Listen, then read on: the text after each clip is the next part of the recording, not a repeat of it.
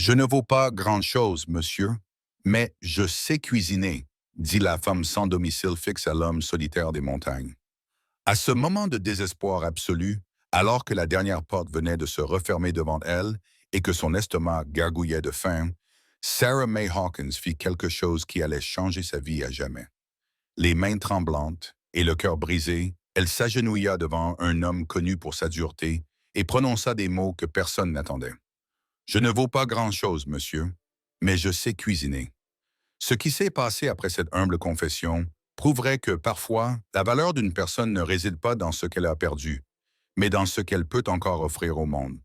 Bonjour, mon cher ami, je suis Jasper Ashwood, votre narrateur de Mountain Tales. Avant de commencer, n'oubliez pas de vous abonner et de laisser un commentaire ci-dessous pour me dire d'où vous nous écoutez. Je vous embrasse tous très fort et j'espère que vous apprécierez cette histoire. Sarah May Hawkins avait à peine 31 ans lorsque son monde s'est complètement effondré. Tout a commencé avec la mort soudaine de son mari, un homme qu'elle aimait et en qui elle avait une confiance aveugle. Mais la douleur de la perte n'était que le début d'un cauchemar bien plus grand. Quelques jours après l'enterrement, alors que Sarah pouvait à peine sortir du lit, consumée par une profonde tristesse, des hommes vêtus de manteaux sombres ont frappé à la porte de sa cabane, une pile de documents à la main et le visage sévère. C'étaient des créanciers et ils apportaient une nouvelle dévastatrice que Sarah n'aurait jamais pu imaginer. Son défunt mari avait contracté d'énormes dettes, des sommes absurdes dont elle ignorait même l'existence. Il avait emprunté de l'argent pour des investissements qui n'avaient jamais abouti. Il avait signé des garanties pour des entreprises qui avaient fait faillite. Et maintenant, tout cela retombait sur les frêles épaules d'une veuve qui n'en savait rien. Madame, vous avez une semaine pour quitter la propriété, dit l'homme aux lunettes noires, d'une voix aussi froide que la glace hivernale. Tout ici sera saisi pour rembourser une partie de la dette, la cabane, les meubles, tout. Sarah sentit ses jambes fléchir. Cette petite cabane toute simple était tout ce qu'elle avait. C'était là qu'elle conservait les souvenirs de sa mère. C'était là qu'elle avait rêvé de fonder une famille. C'était son seul refuge au monde. Mais je ne savais rien de tout cela, parvint-elle à murmurer, les larmes coulant sur son visage. Je n'ai signé aucun papier, je n'ai contracté aucune dette. L'homme se contenta de secouer la tête avec indifférence. Peu importe, madame. La loi est claire, le mariage est un partenariat. Les dettes de votre mari sont aussi les vôtres. Et ainsi, sans pitié et sans donner à Sarah la possibilité de comprendre ce qui se passait, ces hommes commencèrent à répertorier chaque objet, la cabane, chaque meuble, chaque vêtement. Une semaine plus tard, Sarah était sur la route, littéralement sur la route, sans abri, sans argent, sans rien. Les créanciers avaient tout pris, les meubles qui appartenaient à sa grand-mère, les vêtements que sa mère avait cousus avec tant de soin, même les simples bijoux qui étaient ses seuls souvenirs de famille. Tout avait été vendu pour payer des dettes qu'elle n'avait jamais contractées. Mais au milieu de toute cette confusion, tandis que les hommes emportaient les derniers objets de la cabane, Sarah réussit à cacher 3 choses dans le petit baluchon qu'elle emporterait avec elle. Il s'agissait simplement de 3 ustensiles de cuisine que les créanciers ne voulaient pas prendre parce qu'ils n'avaient aucune valeur à la revente. Une vieille poêle noircie, tellement usée que le fond était irrégulier et taché. Un pot en argile qui avait appartenu à sa grand-mère, fêlé d'un côté, mais toujours fonctionnel, et une cuillère en bois dont le manche était usé à force d'avoir été utilisé, marqué par le temps et par les mains qui l'avaient tenu avant elle.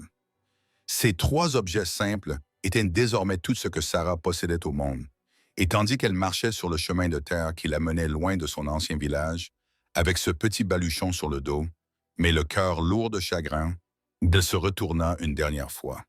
La cabane où elle avait été heureuse ne lui appartenait plus. Plus rien ne lui appartenait. Elle était complètement seule au monde, sans famille pour la protéger, sans amis proches pour l'aider, sans même un endroit où dormir. Cette première nuit, le soleil était haut et impitoyable, et elle se mit en route. Elle n'avait pas de destination précise, ne savait pas où aller. Elle avançait simplement parce que rester immobile signifiait abandonner. Et quelque chose en elle, une force qu'elle-même ignorait, l'empêchait d'abandonner. Le chemin était long et poussiéreux, traversant des champs secs où presque rien ne poussait. La chaleur était suffocante et Sarah sentait sa gorge brûler de soif. mais elle continuait à marcher. Cette première nuit, elle dormit sous un chêne solitaire au milieu de nulle part, utilisant son baluchon comme oreiller et contemplant le ciel étoilé, les larmes coulant silencieusement sur son visage. Elle avait peur de l'obscurité, des bruits étranges de la nuit, des animaux sauvages. Mais plus que tout, elle avait peur de l'avenir incertain qui l'attendait. Le deuxième jour de marche, Sarah but l'eau d'un ruisseau qu'elle trouva en chemin et mangea des baies sauvages qu'elle reconnut comme comestibles. Ses vieilles bottes commençaient à lui faire mal aux pieds et elle sentait des ampoules se former à chaque pas. Mais elle n'avait pas d'autre choix que de continuer. S'arrêter signifiait mourir là, abandonné sur le sentier comme un animal blessé. Le troisième jour de marche, alors que le soleil commençait à se coucher, peignant le ciel d'orange et de violet, Sarah aperçut enfin au loin les premiers bâtiments d'une colonie frontalière. Ses jambes tremblaient d'épuisement et elle pouvait à peine faire un pas de plus. Mais la vue de ces petites cabanes simples alluma une flamme d'espoir dans sa poitrine. Il y aurait des gens là-bas, et des gens signifiaient la possibilité de trouver du travail, de la nourriture, un toit pour dormir. La colonie était petite et poussiéreuse, avec des rues en terre battue et de vieux bâtiments qui semblaient aussi fatigués qu'elle. Des poulettes picoraient librement dans les rues et un chien maigre dormait à l'ombre d'un porche. Sarah prit une profonde inspiration, redressa du mieux qu'elle put sa robe sale et déchirée et commença à frapper aux portes. « Bonsoir », dit-elle d'une voix tremblante mais polie. « Je m'appelle Sarah May et je cherche du travail. Je cuisine très bien. Je peux préparer des biscuits, des ragoûts, des rôtis, tout ce dont vous avez besoin.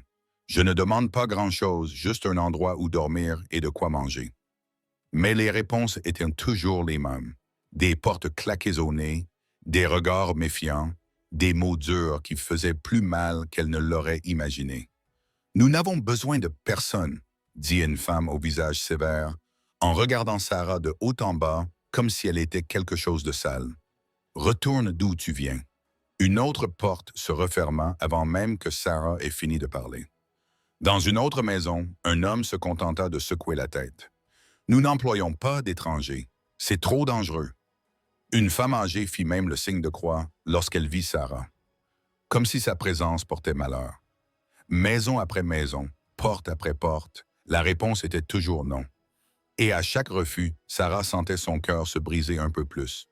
Elle ne demandait pas la charité. Elle offrait un travail honnête en échange d'un endroit où dormir et de nourriture. Mais personne ne semblait disposé à donner une chance à une inconnue en haillons qui semblait sortie de nulle part. Lorsque le soleil commença à se coucher et que Sarah eut frappé à toutes les portes du petit village sans succès, elle sentit le désespoir lui serrer la gorge. Elle se rendit à la petite place au centre du village, où se trouvaient quelques bancs en fer rouillé et une fontaine asséchée depuis longtemps. Elle s'assit sur l'un des bancs, sentant les crampes de la faim lui tordre l'estomac. Avec les dernières pièces qu'elle avait dans sa poche, si peu qu'elle ne représentait presque rien, Sarah entra dans le seul magasin général du village. L'homme derrière le comptoir la regarda avec méfiance, mais accepta son argent. Avec ces pièces, elle acheta une petite poignée de haricots. C'était tout ce qu'elle pouvait se permettre. Lorsqu'elle quitta le magasin avec ce petit sac dans les mains, Sarah savait que c'était sa dernière chance. Là, sur la place vide et abandonnée, elle décida de faire quelque chose qui pouvait sembler fou, mais qui était tout ce qui lui restait. Elle ramassa quelques brindilles sèches qu'elle trouva par terre, quelques pierres pour former un cercle, et avec les allumettes qu'elle avait gardées, elle alluma un petit feu. Les passants la regardaient d'un air étrange. Cette femme inconnue cuisinait sur la place publique comme une mendiante. Mais Sarah ne se souciait plus des escaliers. Elle prit son pot en argile fissurée, le remplit d'eau qu'elle avait puisée dans un puits public voisin et mit les haricots à cuire. Puis, avec un soin presque respectueux, elle ouvrit le petit sac en tissu qu'elle avait toujours sur elle. À l'intérieur se trouvaient des herbes et des épices séchées qu'elle avait cueillies et préparées dans des temps meilleurs, du thym, des feuilles de laurier, du poivre, de l'ail séché, du gros sel. C'étaient des trésors simples mais précieux, et Sarah les ajouta au pot avec des mains qui savaient exactement ce qu'elle faisait. Alors que les haricots cuisaient lentement sur les braises, un arôme commença à se répandre dans l'air. C'était une odeur familière et accueillante qui évoquait des foyers heureux et des tables bien garnies. C'était l'odeur d'un repas préparé avec soin, même dans les circonstances les plus difficiles. Sarah remua le pot avec sa cuillère en bois usé et pour la première fois depuis des jours, elle ressentit quelque chose qui ressemblait à de la paix. Là, en faisant ce qu'elle avait toujours su faire de mieux, elle retrouva un peu de sa dignité. Peu importait qu'elle cuisine dans la rue comme une mendiante. Ce qui comptait, c'était que ce simple geste lui rendait un peu d'humanité. L'odeur continuait de se répandre, portée par la douce brise du soir qui commençait à rafraîchir l'atmosphère. Et c'est cette odeur qui attira un vieil homme aux cheveux complètement blancs, courbé par le poids des nombreuses années vécues. Il marchait avec difficulté, s'appuyant sur une canne en bois grossière, mais ses yeux brillaient encore de vie et de curiosité. « Ça sent très bon, ma fille », dit-il d'une voix rauque mais douce en s'arrêtant à côté de Sarah. Elle leva les yeux et vit dans ce visage ridé une gentillesse qu'elle n'avait trouvée à aucune des portes auxquelles elle avait frappé. « Cela fait longtemps que je n'ai pas senti une telle odeur de cuisine dans le coin. » Sarah sourit, un petit sourire fatigué, mais sincère. « Ce ne sont que des haricots tout simples, monsieur, mais je les ai préparés avec ce que j'avais. » Le vieil homme la regarda. Vraiment. Il la regarda, et Sarah sentit qu'il voyait au-delà des haillons sales et du visage marqué par la fatigue, il voyait une personne. « Ça vous dérange si je vous tiens compagnie ?» demanda-t-il. Sarah acquiesça, sentant ses yeux s'humidifier de gratitude pour ce petit geste d'humanité. Le vieil homme s'assit péniblement à côté d'elle, et tous deux restèrent là en silence pendant quelques minutes, regardant simplement le feu et humant l'odeur de la nourriture. Lorsque les haricots furent prêts, Sarah n'avait ni assiette ni bol. Elle en servit la moitié dans sa marmite et offrit l'autre moitié au vieil homme en utilisant le couvercle improvisé. « Je vous en prie, acceptez ceci. Ce n'est pas grand-chose, mais c'est préparé avec soin. » Le vieil homme prit cette portion de main tremblante et porta la première cuillerée à sa bouche. Puis quelque chose que Sarah n'avait pas prévu se produisit. Des larmes commencèrent à couler sur le visage ridé du vieil homme. Ce n'étaient pas des larmes de tristesse, mais de quelque chose de beaucoup plus profond. Il mâchait lentement, savourant chaque bouchée de ses simples haricots, comme s'il s'agissait de la nourriture la plus précieuse au monde. « Ma fille, » dit-il d'une voix étranglée par l'émotion, « cela fait plus de 12 ans que ma femme est décédée, et depuis, personne ne m'a préparé un repas comme celui-ci. Avec de l'amour, on peut vraiment sentir l'attention portée à la nourriture. » Sarah sentit son cœur se serrer en entendant les paroles du vieil homme. Elle baissa les yeux vers sa marmite, vers ces haricots simples qu'elle avait préparés avec les dernières ressources dont elle disposait, et réalisa que même après avoir tout perdu, elle possédait encore quelque chose, la capacité d'apporter du réconfort à travers la nourriture. Les deux mangèrent en silence, partageant non seulement un repas, mais aussi un moment d'humanité au milieu de la dureté du monde. Lorsqu'ils eurent terminé, le vieil homme s'essuya la bouche avec le dos de la main et regarda Sarah avec sérieux. « Raconte-moi ton histoire, mon enfant. Comment une jeune femme comme toi, avec un tel talent en cuisine, a-t-elle fini ici, à cuisiner sur la place comme si elle n'avait nulle part où aller? » Et alors, pour la première fois depuis que tout était arrivé, Sarah ouvrit son cœur. Elle lui parla de la mort de son mari, de la dette dont elle ignorait l'existence, de la perte de tout ce qu'elle possédait. Elle parla des portes closes, de la longue marche, du désespoir qui l'avait envahi. Le vieil homme écouta tout sans l'interrompre, se contentant d'acquiescer de temps à autre, comme quelqu'un qui comprend trop bien le poids de la souffrance. Lorsque Sarah eut terminé, la voix étranglée et les yeux remplis de larmes, il resta pensif pendant un long moment.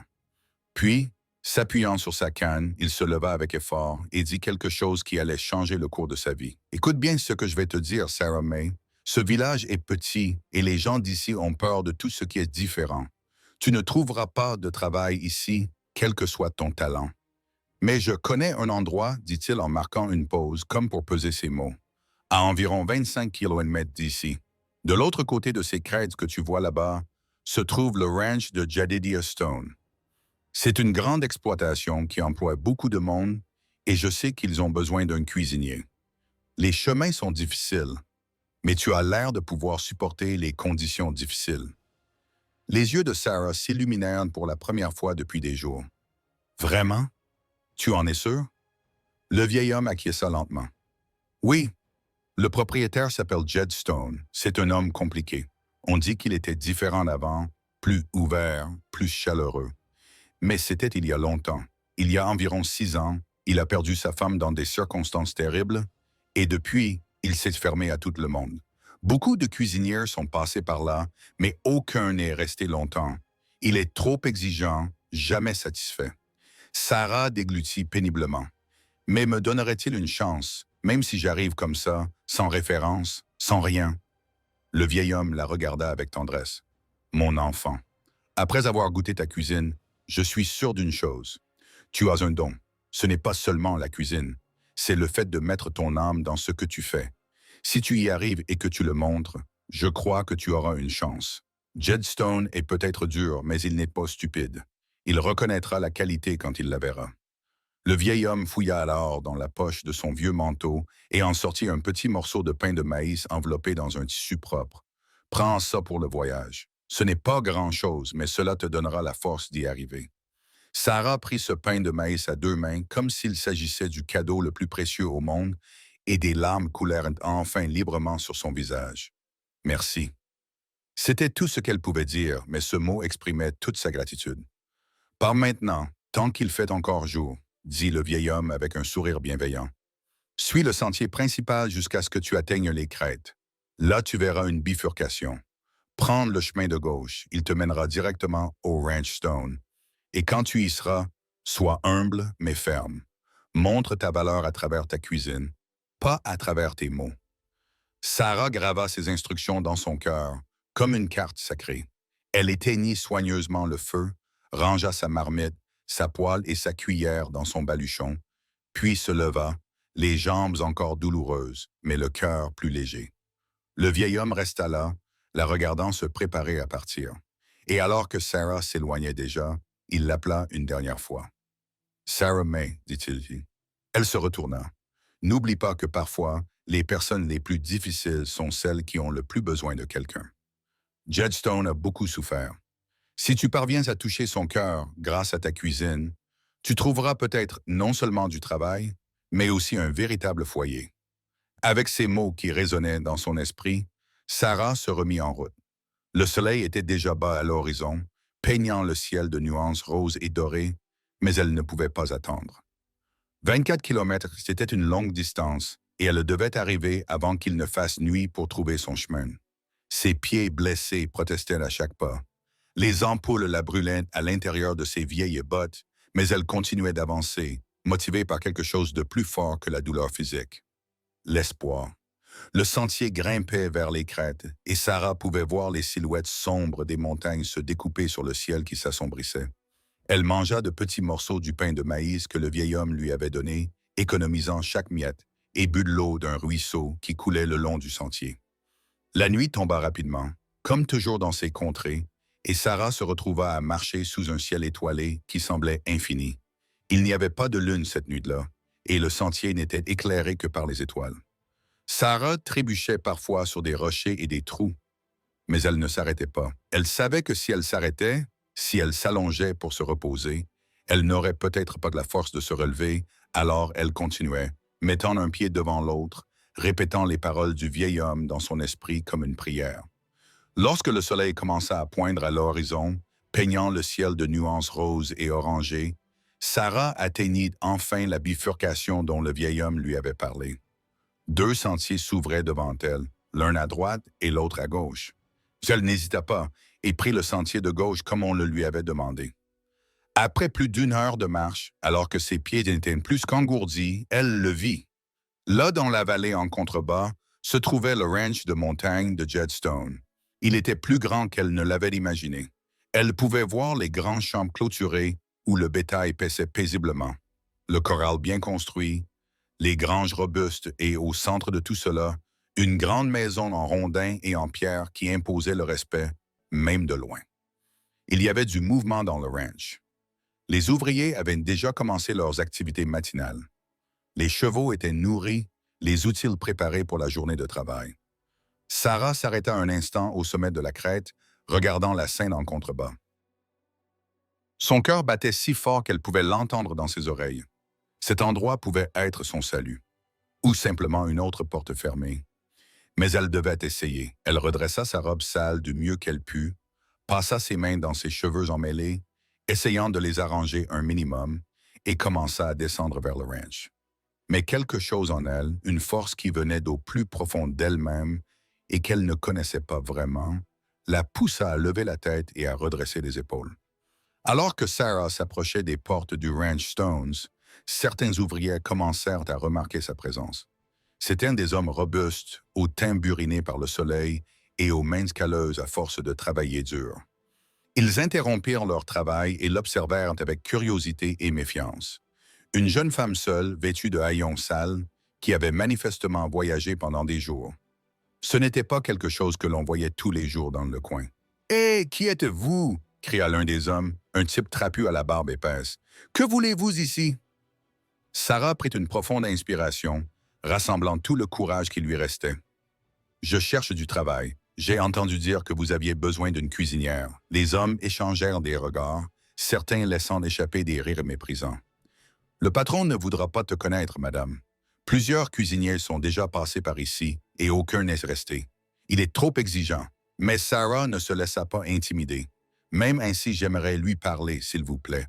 Où puis-je trouver Monsieur Jed Stone? » Avant que les hommes n'aient pu répondre, une voix grave et autoritaire retentit. « Je suis là. » Sarah se retourna et sentit son cœur s'arrêter de battre. À quelques mètres d'elle se tenait l'homme le plus imposant qu'elle ait jamais vu, Jed Stone.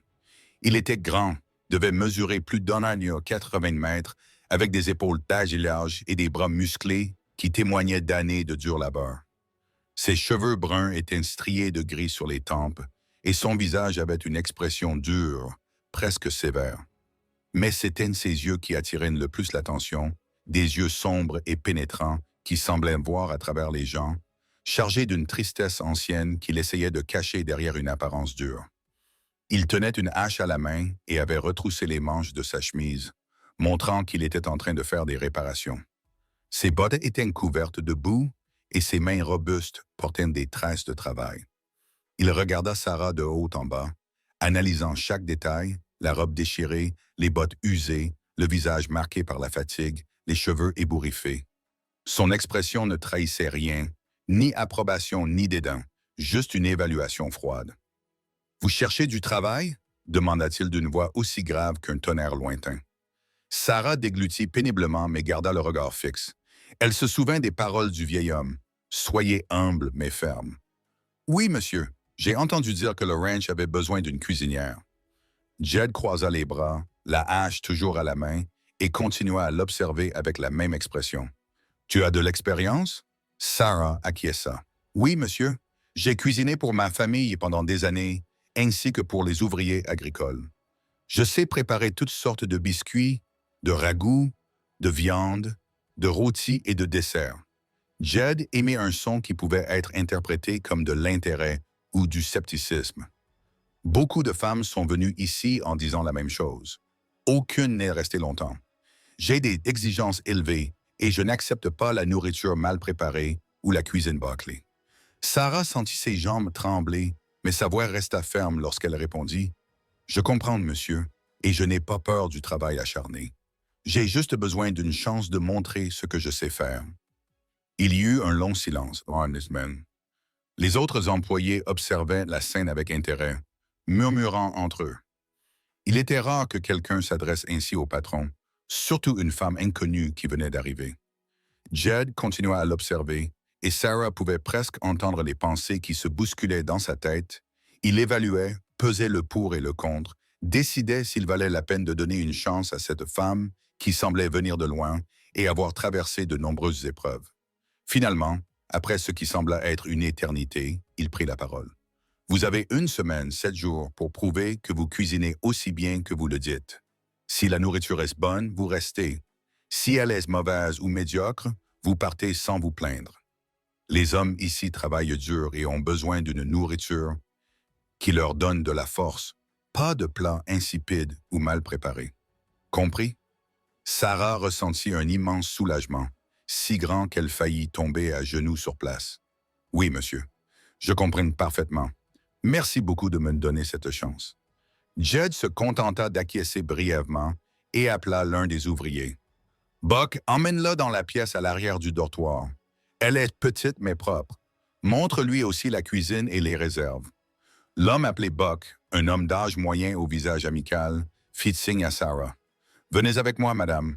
Sarah suivit Buck à travers les chemins de terre du ranch. Il l'emmena à l'arrière de la maison principale en rondin, où se trouvait un petit bâtiment attenant. Ce sera votre chambre, dit-il en ouvrant la porte d'une minuscule pièce. Il n'y avait qu'un lit étroit avec des draps propres mais vieux, une table en bois avec un pied tordu et un tabouret. Une petite fenêtre donnait sur les champs. Elle n'avait rien de spécial, mais pour Sarah, c'était un palais. C'est parfait, dit-elle sincèrement, les yeux brillants. Buck sourit, le premier sourire vraiment gentil qu'elle voyait depuis son arrivée dans la colonie. Je suis content que ça vous plaise. Venez, je vais vous montrer la cuisine. Ils entrèrent dans la maison par la porte arrière et Buck la conduisit dans une grande cuisine bien équipée. Il y avait un grand poêle à bois, des éviers profondes, des étagères remplies de casseroles et de poêles et une immense table au centre où l'on préparait les repas. Le garde-manger est là-bas. Buck désigna une porte latérale. Il y a de la farine, des haricots, du riz, de la viande séchée, des épices de base et des légumes qui proviennent du jardin derrière la maison. Utilise ce dont tu as besoin, mais ne gaspille pas. Le patron n'aime pas le gaspillage. Sarah regarda autour d'elle, ressentant pour la première fois depuis plusieurs jours quelque chose qui ressemblait à de l'excitation. C'était une vraie cuisine, un endroit où elle pouvait travailler, où elle pouvait prouver sa valeur. Les hommes prennent leur petit déjeuner à 6 heures du matin, leur déjeuner à midi et leur dîner à 6 heures du soir, expliqua Buck. Cela fait environ 18 personnes plus le patron. Tu cuisineras donc pour 19 personnes au total. Tu peux le faire? Sarah acquiesça avec détermination. Oui, je peux. Laissez-moi faire. Cette nuit-là, Sarah eut du mal à dormir. Allongée dans le lit étroit mais propre, les yeux fixés sur le plafond sombre de la petite chambre, son esprit fourmillait de projets et de recettes. Elle n'avait qu'une semaine pour prouver sa valeur. 7 jours pour s'assurer qu'elle ne serait pas renvoyée sur les routes sans rien. La pression était énorme, mais en même temps, elle ressentait quelque chose qu'elle n'avait pas ressenti depuis longtemps. Un but, avant le lever du soleil, Sarah était déjà debout. Elle se lava le visage dans le bassin d'eau froide, attacha ses cheveux en un chignon serré et enfila le tablier propre qu'elle avait trouvé suspendu dans la cuisine. Ses mains tremblaient légèrement à cause de la nervosité, mais aussi de l'anticipation. Il était temps de montrer ce dont elle était capable. La cuisine était silencieuse et sombre lorsque Sarah y entra. Elle alluma les lampes à huile et se mit immédiatement au travail. Elle commença par explorer le garde-manger, faisant mentalement l'inventaire de ce qui était disponible. Il y avait des sacs de farine de bonne qualité, des haricots noirs, du riz, de la viande séchée bien conservée, des œufs frais, du lait, du beurre, divers légumes et une sélection basique d'épices. Ce n'était pas abondant, mais c'était suffisant pour créer quelque chose de spécial. Alors que les premiers rayons du soleil commençaient à pénétrer par les fenêtres, Sarah avait déjà allumé le feu et s'affairait à plusieurs préparations en même temps, ses mains bougeant avec assurance et précision, fruit de ses années d'expérience. Elle prépara la pâte à pain, la laissant lever pendant qu'elle s'occupait d'autre chose. Elle coupa la viande séchée en petits morceaux et la fit revenir avec de l'oignon et de l'ail, remplissant la cuisine d'un arôme irrésistible. Les œufs étaient préparés avec soin, non pas simplement frits, mais battus avec du lait et une pincée de noix de muscade qu'elle avait trouvée au fond d'un placard, créant un mélange crémeux qu'elle cuisait lentement. Le café était fort et aromatique, comme l'aiment les travailleurs des champs. Et lorsque les biscuits sortirent du four, dorés et parfaits, Sarah sourit pour la première fois depuis des jours. Lorsque les hommes commencèrent à arriver pour le petit déjeuner, le soleil était déjà haut dans le ciel et la cuisine sentait divinement bon. L'un après l'autre, ils entrèrent dans la salle à manger et s'arrêtèrent, surpris. La table était dressée avec plus de soin qu'ils n'en avaient l'habitude. Les assiettes et les couverts n'avaient rien de spécial, mais il y avait un ordre, une organisation qui témoignait du respect pour ceux qui allaient manger. « Bonjour », dit Sarah d'une voix ferme malgré sa nervosité. « Le petit déjeuner est prêt. Asseyez-vous, s'il vous plaît. » Les hommes échangèrent des regards, toujours sceptiques, Mais obéir lorsque Sarah commença à servir, déposant dans chaque assiette des biscuits chauds, des œufs crémeux parfaitement assaisonnés et des morceaux de viande mijotée. Certains haussèrent les sourcils, surpris. Le premier à goûter fut Buck, l'homme qui lui avait montré la chambre. Il coupa un morceau de biscuit, le porta à sa bouche, et son expression changea complètement. Il écarquilla les yeux et mâcha lentement, savourant. Bon Dieu, murmura-t-il, c'est incroyable. Encouragés, les autres hommes commencèrent également à manger. Et puis quelque chose de merveilleux se produisit. Le silence qui s'installa autour de la table n'était pas un silence de malaise ou d'indifférence, mais de pure appréciation. Les hommes qui avaient l'habitude d'engloutir leur nourriture rapidement, juste pour se remplir l'estomac, mangeaient maintenant lentement, savourant chaque bouchée. Ces biscuits sont une merveille, dit un ouvrier aux cheveux gris. Je n'ai pas mangé de biscuits aussi bons depuis des années, acquiesça un autre. Et ces œufs ont l'air simples, mais ils ont quelque chose de différent, quelque chose de spécial. Un troisième homme, un jeune homme au visage couvert de taches de rousseur, nettoya son assiette avec un morceau de biscuit et dit assez fort pour que tout le monde l'entende. Si cette dame cuisine comme ça tous les jours, je vais travailler 2 fois plus dur pour mériter cette nourriture. Sarah sentit son cœur bondir dans sa poitrine sous le coup de l'émotion. Ils ont aimé. Ils ont vraiment aimé. Mais le véritable test restait à venir. Jed Stone n'était pas encore apparu. Il prenait toujours son petit déjeuner seul dans son bureau, et l'un des employés était chargé de lui apporter un plateau.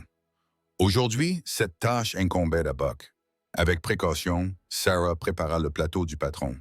Elle choisit les meilleurs biscuits, les œufs les plus parfaits, et servit le café dans la tasse la plus grande et la plus propre qu'elle put trouver. Lorsque Buck prit le plateau, il lui fit un clin d'œil en guise de bonne chance. « Madame, s'il aime ça, vous resterez ici longtemps. » Jed était assis dans son bureau, examinant des documents sur le bureau en bois sombre, le nombre de têtes de bétail, les factures à payer, la correspondance concernant les ventes futures. C'était une routine qu'il respectait religieusement, un travail qui l'occupait et l'éloignait des pensées qu'il préférait éviter. Lorsque Buck entra avec le plateau, il leva à peine les yeux. « Posez-le là, dit-il automatiquement, tout en continuant à noter des informations dans son grand livre. Buck posa le plateau sur le côté du bureau et sortit sans rien dire, mais avec un sourire aux lèvres. Jed continua à travailler pendant quelques minutes avant que l'odeur ne lui parvienne. Elle était différente, très différente de celle à laquelle il était habitué. Lentement, il cessa d'écrire et regarda le plateau. Les biscuits étaient dorés et parfaits, dégageant encore une fine vapeur qui s'élevait délicatement. Les œufs avaient une couleur crémeuse qu'il n'avait jamais vue auparavant. Le café avait une odeur forte et appétissante. Presque contre son gré, Jed prit un biscuit et le porta à sa bouche. L'explosion de saveur le prit complètement par surprise. Le biscuit était croustillant à l'extérieur mais moelleux à l'intérieur, avec un goût riche que seuls des ingrédients préparés avec maestria peuvent offrir. Il mâcha lentement et, pour la première fois depuis des années, Jed ressentit quelque chose qui allait au-delà de la routine mécanique consistant simplement à nourrir son corps. Il goûta les œufs et fut à nouveau surpris. De subtiles épices créaient une harmonie parfaite entre les saveurs. Jed finit tout son repas, ce qu'il faisait rarement. D'habitude, il mangeait la moitié et laissait le reste, sans vraiment avoir d'appétit. Mais ce matin-là, il vida complètement son assiette, but tout son café et resta assis là pendant un long moment. Cet homme qui était arrivé en haillons et désespéré avait quelque chose de spécial. Les jours suivants se déroulèrent à un rythme que Sarah n'avait pas connu depuis longtemps, un rythme fait de travail, d'objectifs et de petites victoires. Chaque matin, elle se réveillait avant le soleil, allumait le feu dans la cuisine et commençait à préparer des repas qui donnaient aux ouvrières du ranch plus d'énergie qu'ils n'en avaient eu depuis des années. Le dîner était toujours composé de ragoûts copieux, de viande bien assaisonnée, de riz moelleux, de haricots qui fondaient dans la bouche, et les soupers apportaient des variations qui surprenaient tout le monde. La transformation du ranch était visible. Les ouvrières qui autrefois mangeaient rapidement et en silence s'attardaient désormais à table, discutant et riant entre eux. L'atmosphère était plus légère, plus joyeuse.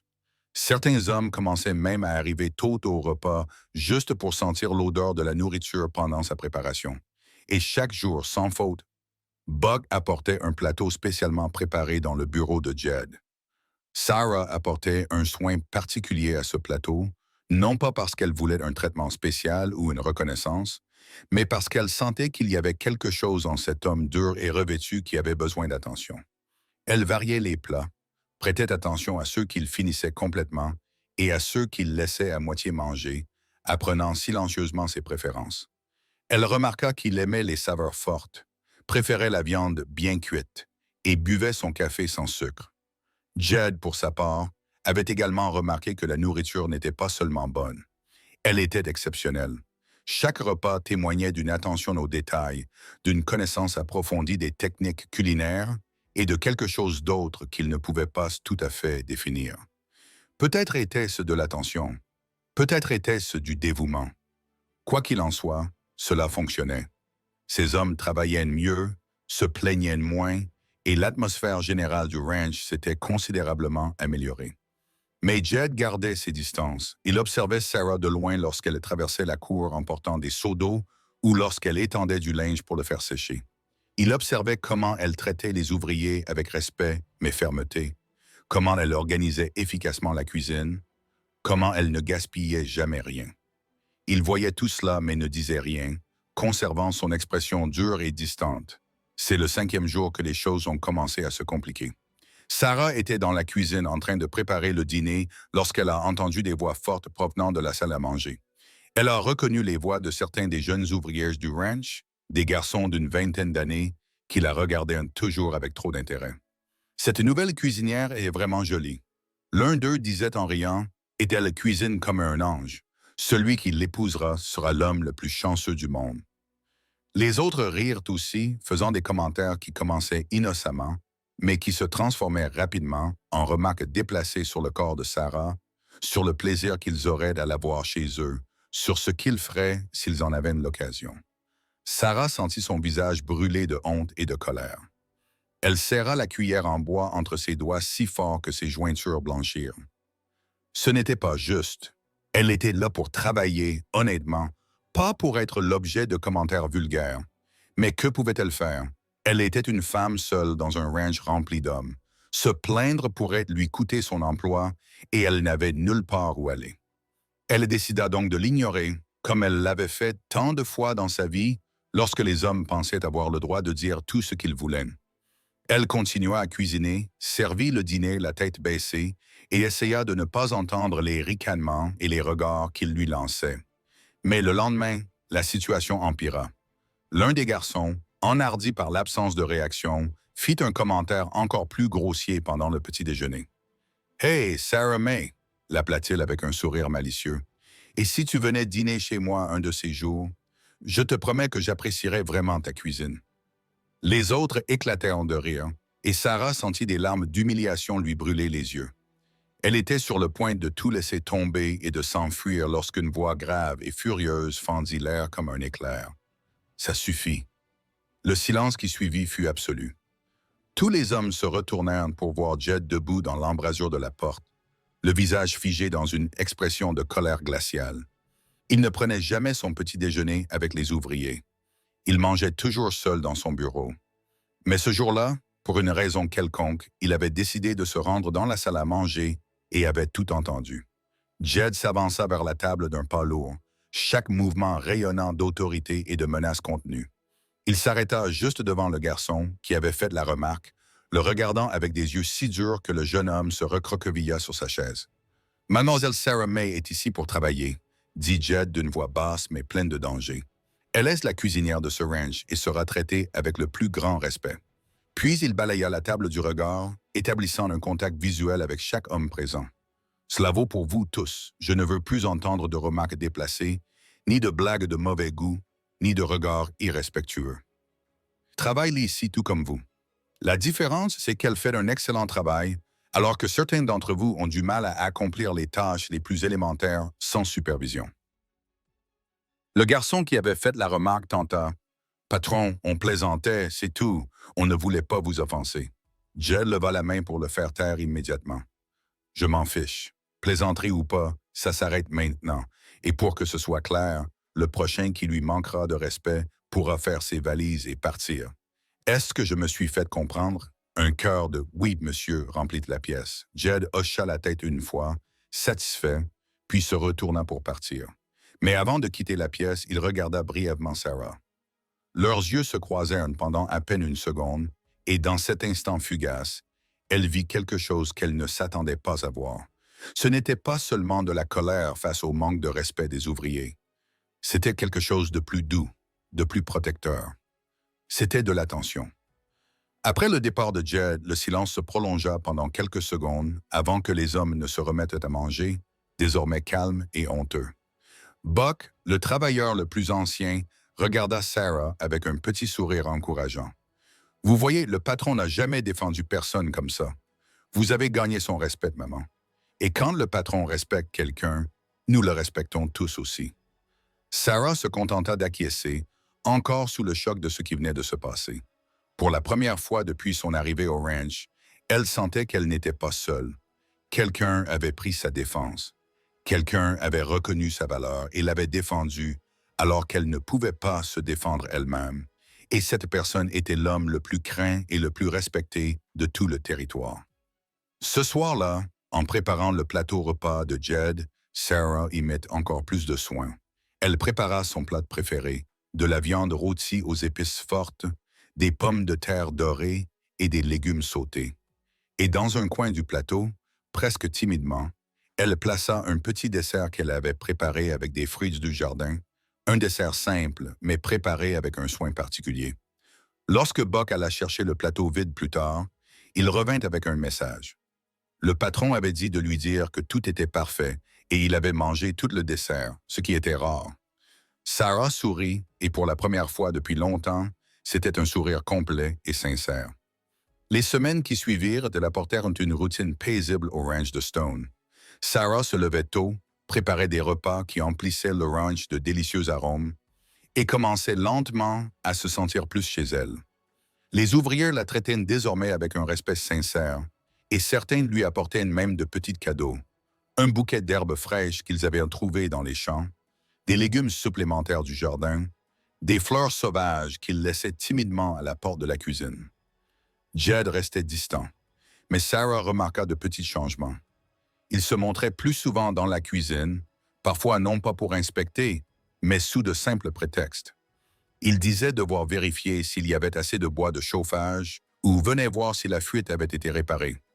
Mais ses yeux croisaient toujours ceux de Sarah pendant un bref instant, et il y avait dans ce regard quelque chose que Sarah ne parvenait pas à déchiffrer complètement.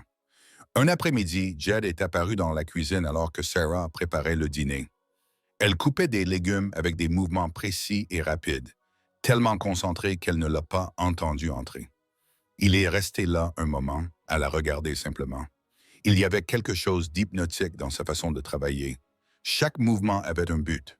Chaque geste témoignait d'années de pratique et d'amour pour ce qu'elle faisait. « Sarah May », dit-il finalement, la faisant sursauter et manquer de laisser tomber le couteau. Elle se retourna rapidement, s'essuyant les mains sur son tablier. « Monsieur Stone, excusez-moi, je ne vous ai pas entendu entrer. Vous avez besoin de quelque chose ?» Il hésita, ce qui était inhabituel pour un homme aussi décidé. « Je voulais vous remercier pour le travail que vous faites. Les hommes sont plus productifs. L'ambiance est meilleure. Vous avez changé les choses ici. » Sarah sentit son cœur s'accélérer. « Merci, monsieur. Je fais simplement ce que je sais faire de mieux. » Jed acquiesça, mais ne partit pas. Il resta là, semblant vouloir dire autre chose, mais ne sachant pas comment. Finalement, il demanda « Cette table dans votre chambre, celle dont le pied est tordu, cela vous dérange-t-il » Sarah cligna des yeux, surprise par la question. « Non, monsieur, ça va. Je vais la réparer de toute façon, » dit-il rapidement. « Et cette fenêtre qui ne ferme pas bien quand il y a du vent, je vais la réparer aussi. » Avant que Sarah n'ait pu répondre, il était déjà parti, comme s'il avait dit quelque chose d'embarrassant et avait besoin de s'échapper. Elle resta là, un petit sourire aux lèvres. Cet homme dur montrait son attention à sa manière, par des gestes concrets plutôt que par des mots. Le lendemain, Sarah trouva la table parfaitement réparée et la fenêtre fonctionnant comme neuve. Et les jours suivants, de petites améliorations continuèrent. Un tabouret supplémentaire pour la cuisine, une nouvelle étagère où elle pouvait atteindre les choses plus facilement, un petit miroir qui apparut dans sa chambre sans explication. Jed ne mentionna jamais ces choses, mais Sarah savait que c'était lui. Merci beaucoup d'avoir écouté jusqu'ici. Si cette histoire vous touche, je vous invite à commenter le mot espoir. C'est une façon de montrer que vous vous sentez concerné par le parcours de Sarah et de partager un sentiment fort avec notre communauté Mountain Tales. Continuons l'histoire. Puis vint cet après-midi fatidique qui allait tout changer. Le ciel était lourd toute la journée. Des nuages noirs s'amassaient à l'horizon. Le vent soufflait fort et irrégulièrement, apportant l'odeur de la tempête. Les hommes travaillaient à la hâte, essayant de terminer leurs tâches avant que la pluie n'arrive. Sarah était dans la cuisine, préparant le dîner plus tôt que d'habitude, sachant que tout le monde aurait besoin de manger avant de se mettre à l'abri. C'est alors que la foudre a frappé. Un éclair aveuglant a illuminé le ciel, immédiatement suivi d'un tonnerre assourdissant qui a fait trembler les fenêtres, puis d'un incendie. Un incendie dans la grange à foin. Sarah a tout laissé tomber et s'est précipitée dehors. Ce qu'elle a vu l'a paralysée pendant une seconde. Des flammes oranges et jaunes léchaient le toit de la grange où était stocké le foin sec. Le vent violent attisait le feu, faisant rapidement grandir les flammes. Les ouvriers couraient dans tous les sens, certains vers la grange, d'autres dans la recherche de seaux, tous criant en même temps. Mais au milieu du chaos, une silhouette restait complètement immobile. Jed Stone se tenait à quelques mètres de la grange en feu. Le visage blanc comme un linge, les yeux écarquillés de terreur, les mains tremblant violemment, il semblait incapable de bouger ou de parler. « Patron! Patron! Que faisons-nous? » cria Buck en courant vers lui. Mais Jed ne répondit pas. Il se contentait de fixer les flammes avec une expression d'horreur qui dépassait de loin la peur normale. Il revivait quelque chose perdu dans un cauchemar du passé. « C'est pareil, pareil que ce jour-là, » murmura-t-il d'une voix brisée et lointaine. « Le feu, elle était là-dedans. Je n'ai pas pu la sauver. » Buck comprit immédiatement. La femme du patron était morte dans un incendie 6 ans auparavant, brûlée vive alors que Jed tentait désespérément de la sauver. Le traumatisme de ce jour-là le tourmentait encore, et maintenant, face aux flammes, il était complètement paralysé. Les autres ouvriers commencèrent à réaliser qu'il n'y avait plus de leadership, que personne ne donnait d'ordre, et la panique menaçait de se propager. C'est à ce moment-là que Sarah agit. Quelque chose en elle, une force qu'elle ne se savait même pas posséder, prit le dessus. Elle courut au milieu de la cour et cria d'une voix qui couvrait tout le bruit. « Écoutez-moi tous, tout de suite. » Sa voix avait une autorité qui fit s'arrêter les hommes et la regarder. « Vous trois, dit-elle en désignant 3 ouvriers, allez chercher des seaux au puits. Remplissez-les autant que possible. Vous 2, dit-elle en désignant les autres, ouvrez l'écurie et sortez les chevaux. Emmenez-les loin dans le champ. » Surpris, mais n'ayant pas le temps de poser de questions, les hommes se mirent à obéir. Buck appela Sarah en s'adressant au travailleur le plus ancien, « Emmène le patron loin du feu, tout de suite. » Buck acquiesça et attrapa Jed par les bras, le traînant pratiquement en arrière. Jed ne résista pas, encore sous le choc.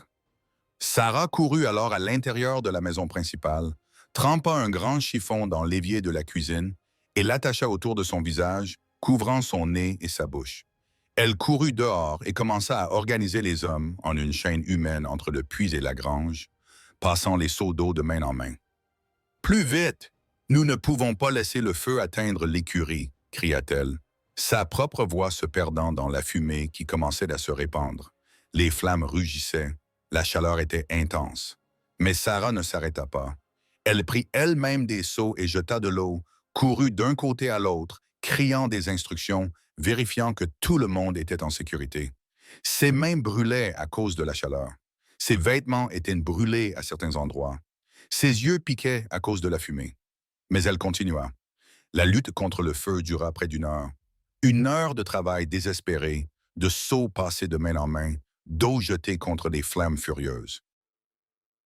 Sarah était partout à la fois, criant des encouragements, réorganisant les hommes lorsque quelqu'un commençait à faiblir, s'assurant que personne n'était gravement blessé. Elle était le leader dont ils avaient besoin dans ce moment critique. Finalement, alors que le ciel commençait à s'assombrir et que tout le monde était épuisé, les dernières flammes furent éteintes. La grange était gravement endommagée. Une partie du toit s'était effondrée et une grande partie du foin avait été perdue. Mais l'écurie était intacte, les chevaux étaient en sécurité et, surtout, personne n'avait été gravement blessé. Les hommes s'effondrèrent sur le sol, haletants et couverts de suie, mais soulagés. Sarah resta debout quelques secondes de plus, vérifiant que tout était vraiment sous contrôle avant que ses jambes ne cèdent enfin et qu'elle s'assit lourdement sur le sol. Ses mains tremblaient à cause de l'adrénaline et de l'épuisement, et ce n'est qu'à ce moment-là qu'elle ressentit la douleur des brûlures légères sur ses bras et ses paumes. Sa robe était en lambeaux. Son visage était noir de suie. Mais elle avait réussi. Elle avait sauvé le ranch. C'est alors qu'elle aperçut Jed. Il était assis par terre à quelques mètres de là, le dos contre la clôture, la tête entre les mains. Buck était à côté de lui parlant à voix basse, essayant de le consoler. Sarah se leva avec effort et marcha vers eux, chaque pas lui faisant mal dans des muscles dont elle ignorait même l'existence. Lorsqu'elle s'approcha, Buck s'écarta discrètement, les laissant seuls. Monsieur Stone, dit Sarah doucement, la voix enfumée. Il leva le visage et elle vit des larmes dans les yeux de cet homme fort. Tout va bien maintenant. Le feu est éteint. Les chevaux sont tous sains et saufs. La maison principale est intacte. Jed la regarda comme s'il la voyait pour la première fois. La voyait vraiment. Cette femme courageuse qui avait pris les commandes alors qu'il était paralysé, qui avait risqué sa propre sécurité pour tout sauver. « Je ne pouvais pas bouger, dit-il, la voix brisée par la honte et la douleur. J'ai vu les flammes et je suis retourné à ce jour, le jour où j'ai perdu ma Mary, Ellen. Elle était coincée dans la grange quand le feu a pris.